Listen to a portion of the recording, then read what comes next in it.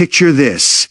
Every single day, 5 million barrels of crude oil have to squeeze through a tiny strait just 34 kilometers wide. And the worst part, Saudi doesn't even control it. It is sitting right on Iran's doorstep. For decades, this has been Saudi Arabia's absolute nightmare. Fast forward to April 2026, and that nightmare became reality. The strait got completely shut down. Over 500 ships were stuck in the Persian Gulf. Over 1.3 billion barrels of oil had nowhere to go, and Saudi's revenue for the month literally plummeted off a cliff. But the Saudi royal family, they didn't even sweat it. Why? Because they're throwing astronomical amounts of cash at the desert to carve out a waterway of their own. We're talking a massive 950 to 960 kilometer canal slicing straight across the Arabian Peninsula from the Persian Gulf to the Red Sea, with a price tag between $80 to $250 billion. Some are calling it the Desert Grand Canal. Others are calling it the joke of the century. The Americans scoffed, saying it defies basic hydrology and belongs in a fairy tale. The Europeans threw up their hands, calling it a total money pit that makes zero financial sense. So what did Saudi Arabia do? They turned around and called China. At its narrowest point, this place is just 34 kilometers wide. Think about that. A tiny stretch of water carrying nearly a fifth of the entire world's oil supply. And Saudi Arabia alone has to push over 5 million barrels of crude through here every single day. 5 million barrels. To put that in perspective, that is enough oil to power the entire United States for most of a day. But here's the kicker. Saudi Arabia doesn't own this strait. It sits right at Iran's front door. On the 19th of April 2026. Iran intercepted 2 foreign tankers for supposed violations. And just like that, the entire strait ground to a dead halt. Not a single ship got through that day. More than 500 vessels were trapped in the Persian Gulf. Oil tankers, bulk carriers, container ships, all sitting ducks. Saudi Arabia's Ras Tanura, the largest crude export terminal in the Middle East, normally pushing out 5.3 million barrels a day, was completely paralyzed starting the 8th of March. Saudi Arabia went into full-blown panic mode. They scrambled to max out their east-west pipeline, forcing its capacity up from 1 million barrels a day all the way to 7 million. Over on the Red Sea side, port activity skyrocketed from 1.4 million barrels to a staggering 5 million a day, more than a tenfold jump. But look, that was just a band-aid.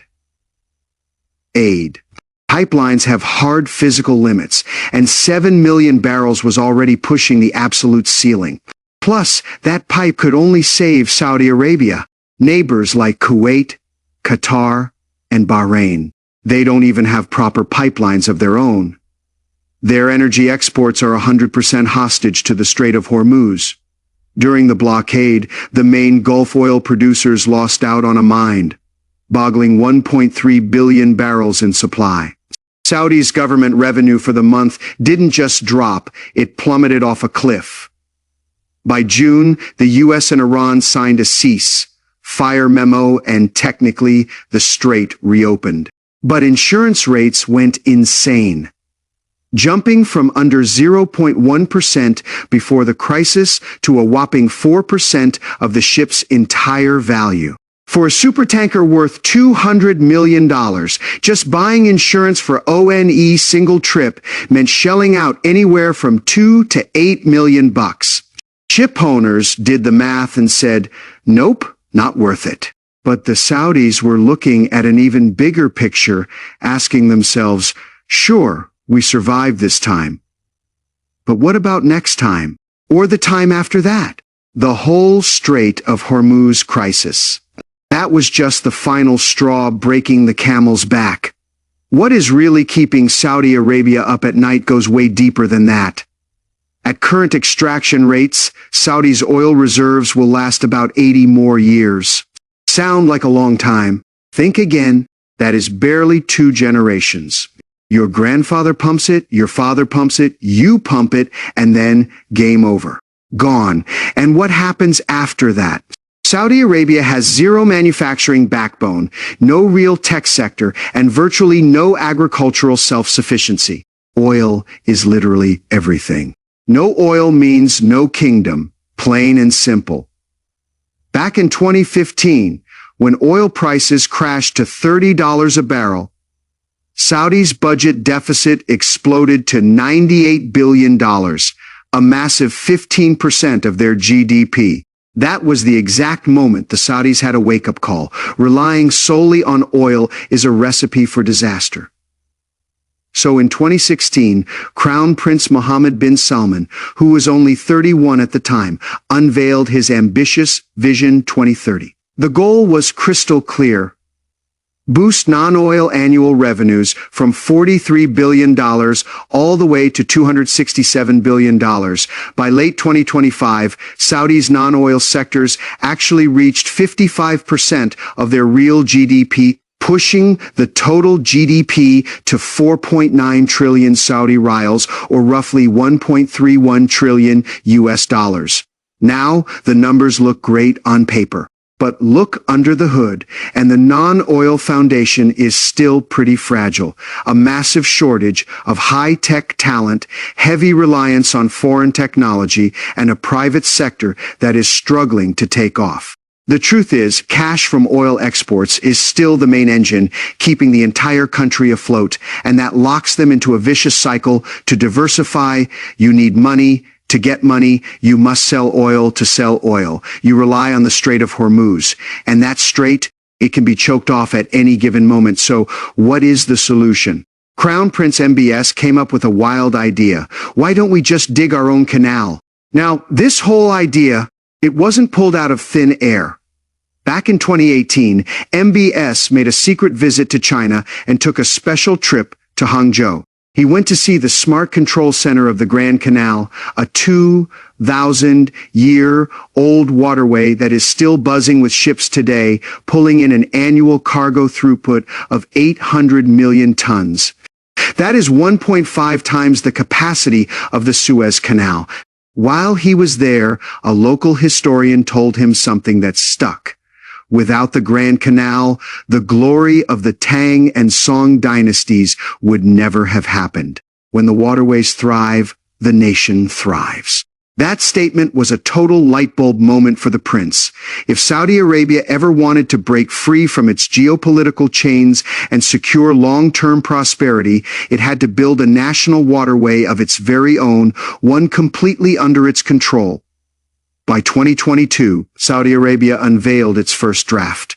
By late 2024, they officially launched the Arabian Canal concept, explicitly committing to deep, comprehensive cooperation with Chinese enterprises. And by early 2026, the budget skyrocketed from an initial $80 billion all the way to a mind-blowing $1.2 trillion. The planned length even stretched from 950 kilometers to a massive 1,500 kilometers, $1.2 trillion. What does that even look like? That is literally equal to tossing Saudi Arabia's entire GDP for 4 straight years into one single project. But as far as the Saudis are concerned, every single penny is worth it, because once this canal is built, Saudi Arabia can route a LL of its energy exports through its own territory, completely cutting the leash of the Strait of Hormuz. Designed at 150 meters wide and 25 meters deep, it can handle 300,000-ton supertankers with ease. With 48 ships passing through daily, Saudi would hold raw leverage over 19% of the world's crude transport. On top of that, the canal will string together the petrochemical hubs in the east, the futuristic NEOM city in the center, and the Red Sea ports in the west, creating a vibrant blue economic corridor slicing straight through the peninsula. According to Saudi Ministry of Transport projections, within 50 kilometers of the canal, over 40% of the nation's new manufacturing investments will cluster there over the next decade. This isn't just a canal anymore. This is Saudi Arabia buying an ultimate mega insurance policy for the nation's very destiny. The grand plan was out, but then came the ultimate question: who is actually going to build this thing? Saudi's answer was straightforward. China. Top American engineering consultancies wasted no time issuing reports, claiming the project defies basic arid hydrology and was nothing more than a pipe dream. European infrastructure giants ran the numbers and came to a unanimous verdict: way too hard, way too expensive, and way too slow to pay off. A total money losing pit with zero commercial value. Only the Chinese team stepped up with a complete, fully feasible, and insanely cost-effective master plan. So why China? First off, raw engineering muscle. Building in the desert, stabilizing loose sand beds, managing water resources in extreme aridity, and preventing leakage and evaporation over a massive canal. These are headaches that left Western firms clueless. But Chinese engineers?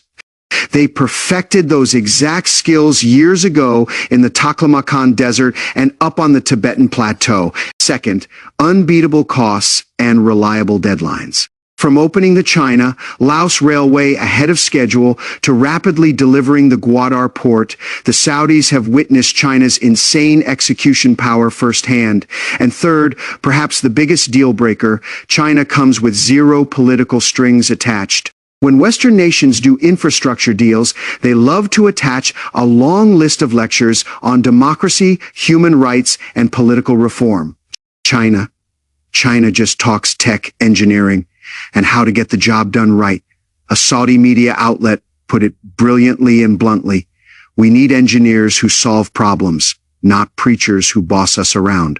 Besides, China-Saudi cooperation didn't just start yesterday. Take the King Salman International Complex, the world's largest megagigantic shipyard, built by Power China's Shandong Electric with a contract topping $3 billion. In June 2026, the Chinese-built Wad Al-Shamal 500 megawatt T wind farm officially hit full-capacity grid power. And just before that, in May 2026, key landmark infrastructure for the Saudi Red Sea project was successfully handed over, from megaports to wind power, from water conservation to desertification control. China has built an all-in-one superpower pipeline, offering surveying, design, construction, operation, and eco-restoration for this desert canal. And frankly, that is something no Western enterprise can match. But let's be real for a second. Even with China's engineering superpowers on board, this project is still insanely difficult. Problem number one: where on earth does the water come from? The canal spans 1,300 kilometers with an average width of 300 meters and a depth of 25 meters. Filling it just once takes a mind-blowing 9.75 billion cubic meters of water. Meanwhile, Saudi Arabia's average annual rainfall is under 100 millimeters. Some desert spots haven't seen a single drop of rain in 10 straight years. Worse yet, annual evaporation exceeds 2,500 millimeters. That is 25 times the rainfall. Without protection, heat alone would cook off 1 billion cubic meters of water a year, literally evaporating a whole West Lake every single day. Desalination, at 80 cents per ton. Just filling the trench would blow an $8 billion hole in the budget. On top of that, Saudi's total yearly freshwater output is under 20 billion cubic meters, and 70% of that must be saved for crops and drinking water. Problem number two: the shifting sands. The Empty Quarter is one of the world's largest shifting sand deserts, made entirely of loose, powdery Aeolian sand with zero load capacity. Back in 2018, Saudi built a tiny irrigation canal in a similar desert, and the foundation liquefied, causing the whole thing to snap and collapse. They couldn't even keep a small ditch standing, so how on earth do you dig a 25-meter deep super canal?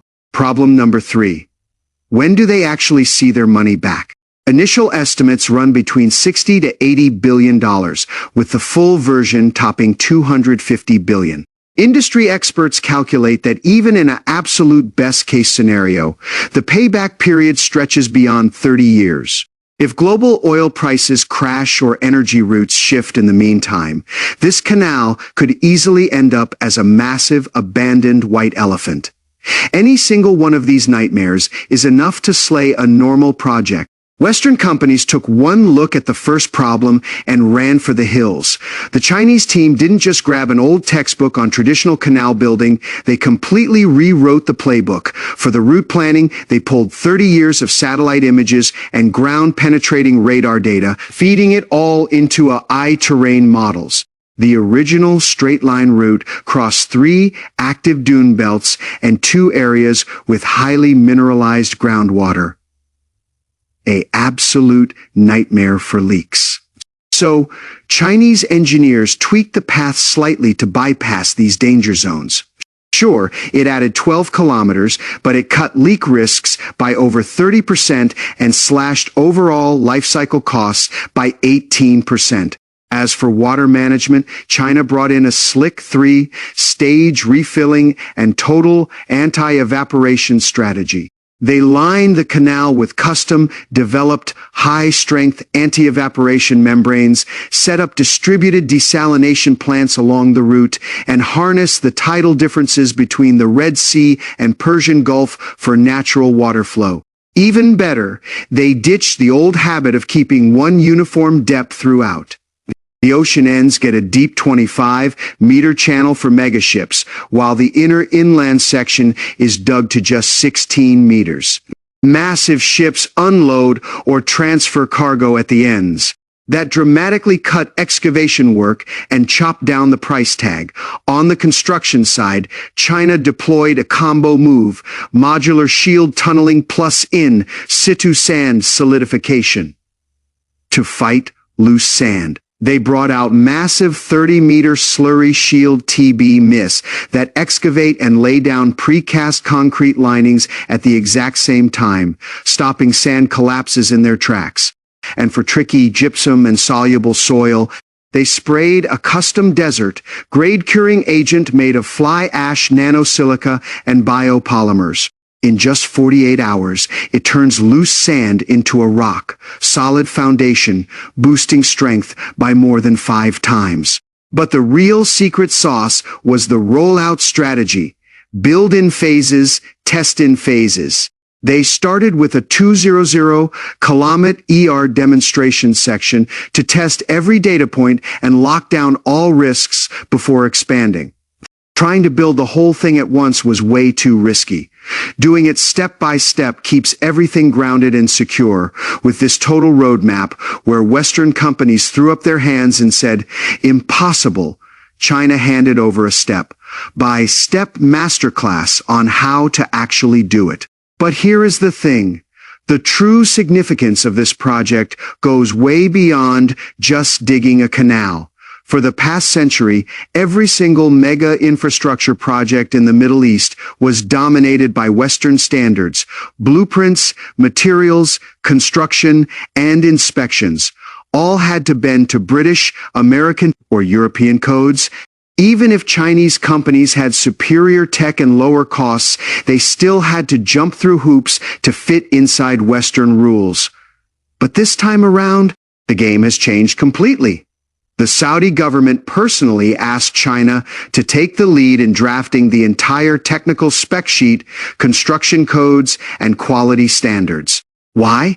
Because Western standards simply do not work in Saudi Arabia. The U.S. Army Corps of Engineers canal codes assume annual evaporation stays under 1,000 millimeters. Saudis? Over 2,500. Blindly copying Western rules wouldn't just double construction costs, it would literally lead to disastrous water leaks and total foundation collapses. So, China spearheaded the world's very first technical guidelines for man-made waterways in arid regions, anti-leakage, anti-evaporation, thermal expansion buffers for scorching heat, salt crystallization controls, desert ground stabilization, 27 brand new technical clauses that filled a massive blank spot in global engineering history. The Saudi Ministry of Transport has already confirmed that these Chinese standards will be written into their first ever national inland shipping laws, and eventually rolled out to neighboring Gulf nations like the UAE and Oman. This isn't just about building a canal anymore. This is about rewriting the global rule book. So look at the big picture. A 34-kilometer bottleneck held a knife to Saudi Arabia's throat for decades. A single blockade wiped out 1.3 billion barrels in oil exports. A nation powered by oil for 80 years suddenly realized it only has 80 years left and asked itself, then what? So what did they do? They decided to carve a 950-kilometer mega canal straight through the desert. The Americans laughed and said impossible. The Europeans ran the math and said it makes no sense. Only the Chinese looked at it and said, all right, we'll do it. It is not about bragging. It is just that China has built highways across the Taklamakan, threw up bridges across the Tibetan Plateau, and tamed the sands of the Gobi Desert. When it comes to conquering extreme environments, China genuinely knows how to get its hands dirty. Saudi Arabia is gambling on its national fate. China is taking on a mega business deal. But when these two forces collide, they just might change the world forever. The Strait of Hormuz is still tense, and oil prices are still swinging wildly. But Saudi Arabia, they don't seem nearly as stressed anymore because now they're paving a path that belongs entirely to them.